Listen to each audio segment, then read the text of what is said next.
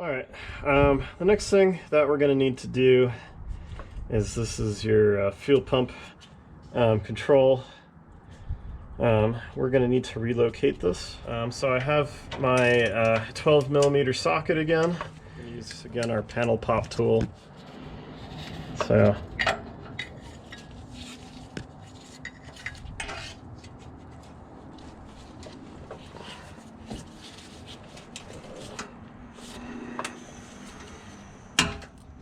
there we go.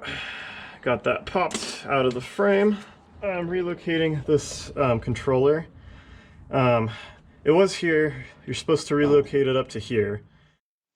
Skipping ahead to the future, in this screenshot I have the fuel lines all hooked up, and you can see with where I relocate this fuel pump controller to, there's a bit of interference from where the exit from the fuel pump enters that T.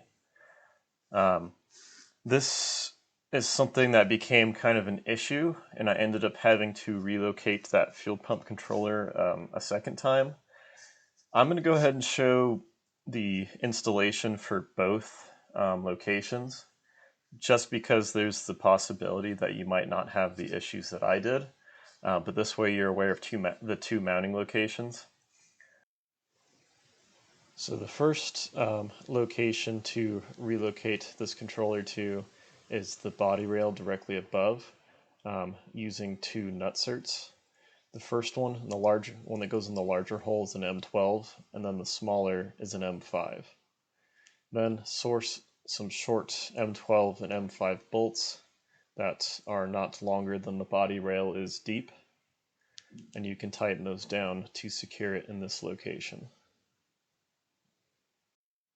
The second location, which was the location that I ended up using, requires modifying the mounting bracket a bit. I ended up cutting off the end pieces and then cutting a slit that would allow it to share a mounting hole with the charcoal canister.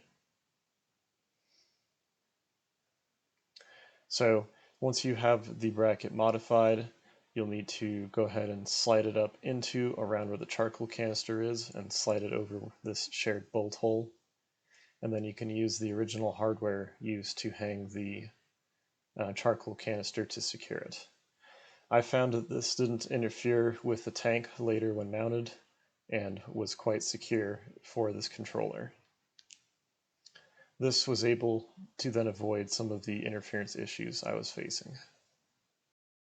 The next step is we're going to need to mount up the this bar that goes across the back in between the frame rails for mounting up the tank. So first thing I would do is get this thing wedged up in here to where it's not going to fall on you. Hopefully that is stable. Okay. And then you're going to want to get these, two of these for now. So these are the bolt on the strap. It's just a welded on little metal thing, bendable. And the way these work is you're going to want to stick these through this hole in the frame that was surrounded by this cross member that you cut out. You're going to want to stick it through here, and then you can fish this all the way to the hole. Let's get an idea of the length. Oh yeah, you see right where it bends, you're not even making it to the hole, so you're going to need to bend this guy out a bit. So now I should be able to make it to the hole now.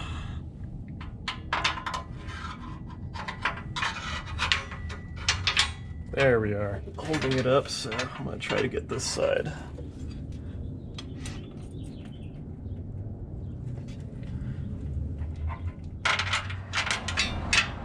Okay, there you go. I fished both through.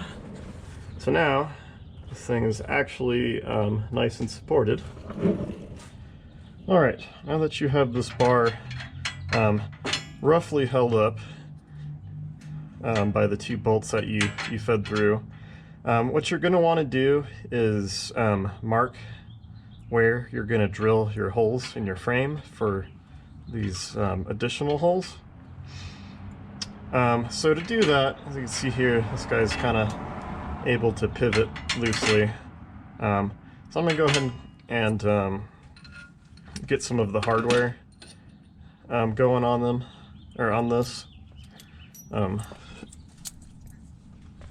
So these are M12s. So you have some washers for some M12s, lock washers, and then the standard nuts, not the night lock nuts.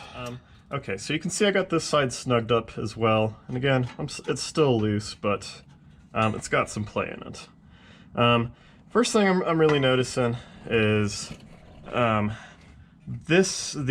driver's side definitely lines up with this hole here. Okay, so on this side, this is passenger side.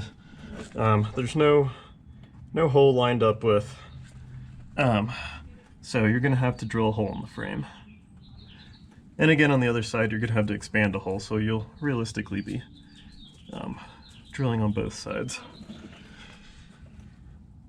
So what I would do is get this lined up so it looks, you know, fairly straight with respect to the frame.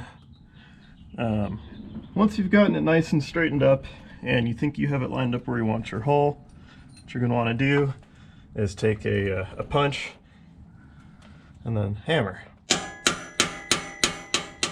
Alright, so now that I got my hole drill location marked, I'm going to go ahead and take this bar back out. That way it's not in the way when I'm drilling. I don't want to drill out this bar at all, just the frame. Alright, so I'm going to go ahead and drill this out with a unibit. I have a metric unibit that I'm going to go ahead and use for this. Big thing I would suggest on this is just make sure you have one. In our case, we're going to drill the hole out to 12 millimeters. Make sure you have a unibit to where the 12 is not so deep that you're going to be drilling through to the other side of your frame, because you really don't want to do that. So.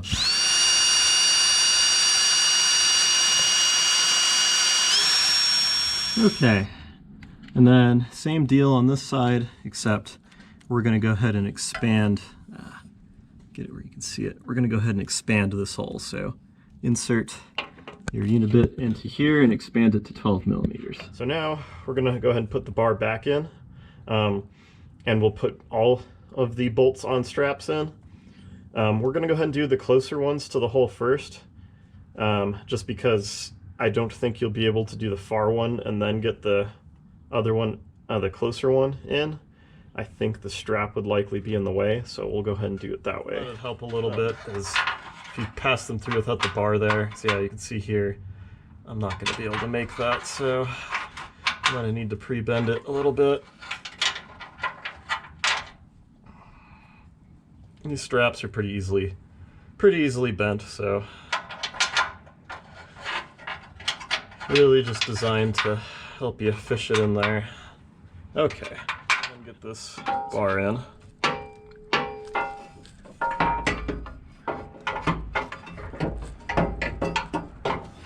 Okay.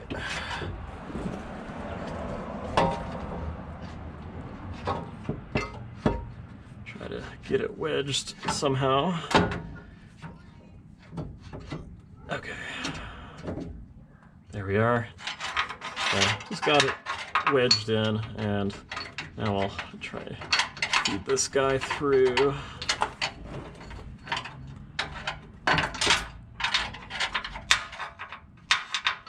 There we are. That's one. And this side should be easier.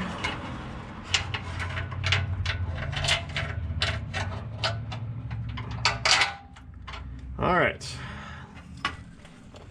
So let that rest. Okay, so now I'll do the further ones.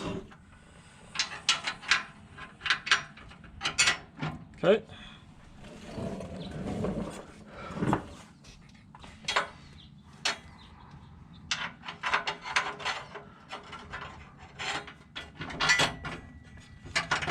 All right. takes a little bit of work, but once you get it through, you have your support bar hung.